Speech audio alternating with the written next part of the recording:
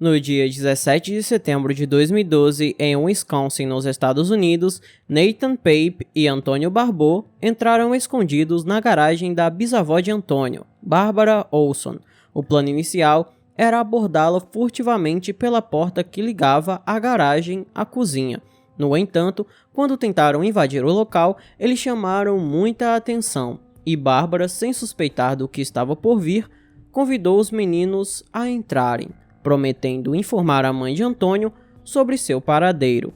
No momento em que Bárbara se virou, uma cena assustadora teve início.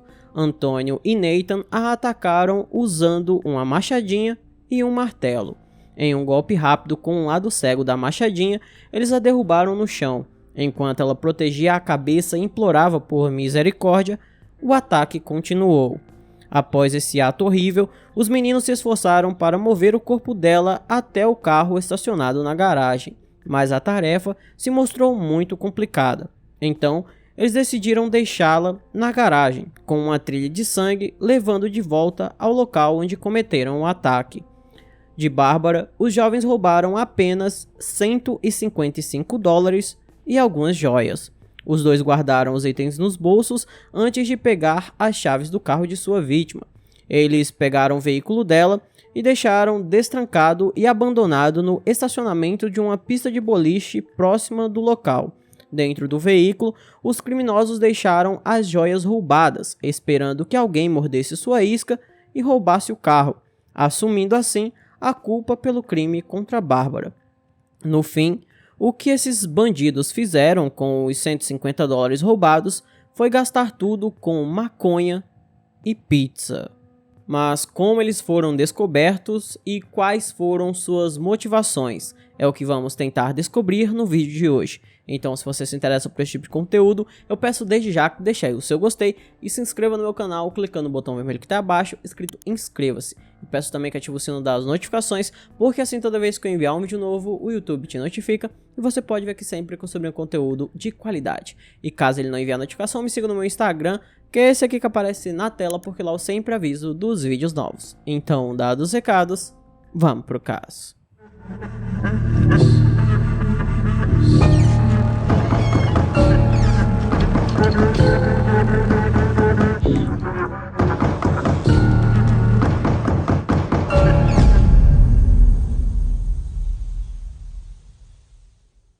Demoraram 2 dias até que o corpo de Bárbara fosse descoberto. Sua filha Judge ficou preocupada após ter passado esses dias sem ter notícias de sua mãe. Ela dirigiu até a casa dela e, não vendo o carro de Bárbara na garagem, temeu que algo de ruim tivesse acontecido. E foi aí que ela avistou sua mãe caída no chão, com uma enorme poça de sangue marcando o horror que havia acontecido. Inicialmente, Judy pensou que se tratava de um acidente doméstico, mas a dura realidade logo se revelaria. Em menos de um dia, o curso da justiça rapidamente se voltou para Nathan e Antônio, e eles foram presos sendo acusados de terem ceifado a vida de Bárbara.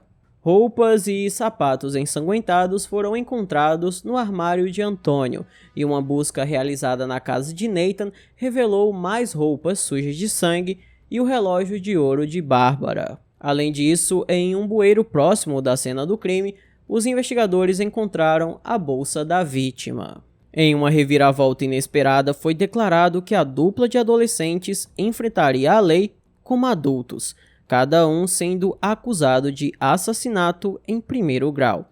Então, em janeiro de 2013, quando Antônio finalmente notou a gravidade da situação, se declarou inocente, alegando doença mental ou defeito como parte de sua defesa.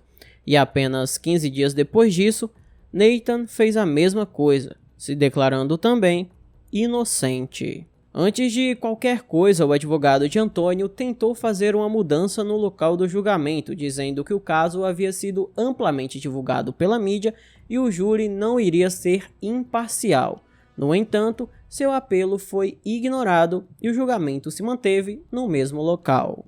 Como a data do julgamento ficava cada vez mais próxima e quando começasse não teria mais como fugir, Antônio alterou seu argumento para não contestar as acusações, alinhando-se com um acordo judicial que o tornaria elegível para a sua liberdade condicional após cumprir 35 anos de sentença.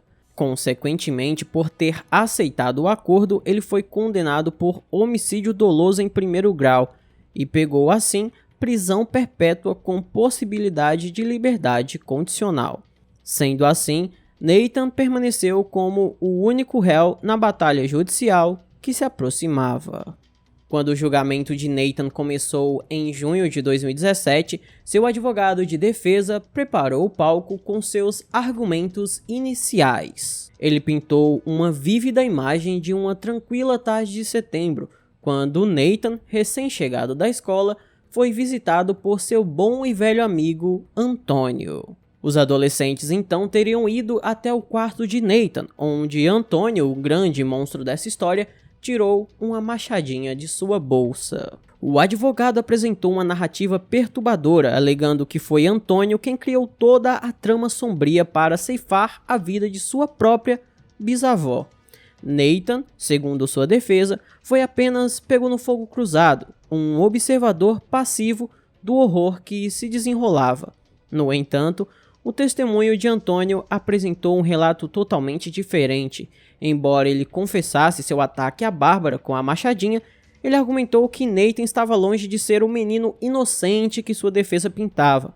Segundo o Antônio, Nathan chegou à residência de Bárbara armado com um martelo e usou a arma para atacá-la, indicando assim sua participação completamente ativa no crime. Quando todos os holofotes estiveram virados para Nathan, ele fez uma confissão assustadora, revelando que realmente havia batido em Bárbara com um martelo. No entanto, a pobre vítima, Nathan, alegou que só bateu nela 2 vezes e só fez isso porque estava com muito medo de seu amigo. Até porque, se não participasse também e se tornasse um cúmplice, Antônio se voltaria contra ele. O rapaz pintou uma imagem assombrosa de seu até então amigo, dizendo que seu rosto estava desprovido de qualquer emoção enquanto atacava implacavelmente Bárbara com a machadinha. O médico legista responsável por fazer a autópsia de Bárbara forneceu ao tribunal um testemunho assombroso, afirmando que ela havia sido atingida nada menos que 27 vezes por uma mistura de instrumentos pontiagudos e contundentes. Essa foi a prova inegável de que Nathan, com o martelo na mão, participou ativamente do crime. O tribunal mergulhou em um silêncio mórbido enquanto as imagens do corpo de Bárbara eram exibidas, revelando assim suas várias lesões. A visão era tão arrepiante que até mesmo os advogados mais experientes resolveram se afastar por um momento. As feridas em seus braços e mãos mostravam que Bárbara havia tentado em vão se defender daquele ataque brutal. Ainda durante o julgamento, o advogado de defesa de Antônio revelou que um acidente de carro no ano de 2019 deixou o jovem com um distúrbio cognitivo indefinido, o que poderia ter influenciado sua decisão de cometer um ato tão hediondo. O que ele pretendia com isso era reduzir ainda mais a pena de seu cliente. No entanto, essa defesa não poderia diminuir a gravidade do crime, nem mesmo justificar o ato. O promotor distrital disse o seguinte sobre isso: "Esse tipo de crime não pode ficar sem resposta e ser explicado por um trauma cerebral." A avó de Antônio, filha da vítima, fez um apelo emocionado, pedindo clemência por seu neto. Ela argumentou que sua mãe não gostaria de forma alguma que Antônio recebesse uma pena muito severa, esperando que algum dia ele pudesse se tornar uma pessoa melhor. Enquanto a defesa e a família de Antônio mencionaram o trauma cerebral como um fator atenuante do crime, a defesa e a família de Nathan sugeriram que seus desafios de desenvolvimento deveriam absolvê-lo da responsabilidade. Sua tia-avó disse que Nathan acreditava que voltaria para casa depois de confessar o crime, indicando uma falta de compreensão da gravidade de suas ações. No entanto, O juiz não ficou convencido por nenhuma das duas defesas, descrevendo o crime como o mais horrível que ele testemunhou em seus 24 anos no tribunal. À medida que o julgamento estava se aproximando do fim, os dois jovens começaram a desabar, chorando e pedindo por perdão. No entanto, os seus apelos chorosos não conseguiram comover o júri. Então, após algumas horas de deliberação, o júri considerou Nathan culpado de homicídio doloso em primeiro grau, o sentenciando à prisão perpétua com um mínimo de 31 anos até poder pedir a liberdade condicional. Antônio Barbeau, que já havia sido condenado por homicídio doloso em primeiro grau, continuaria com a mesma sentença, prisão perpétua com um mínimo de 35 anos até pedir a condicional.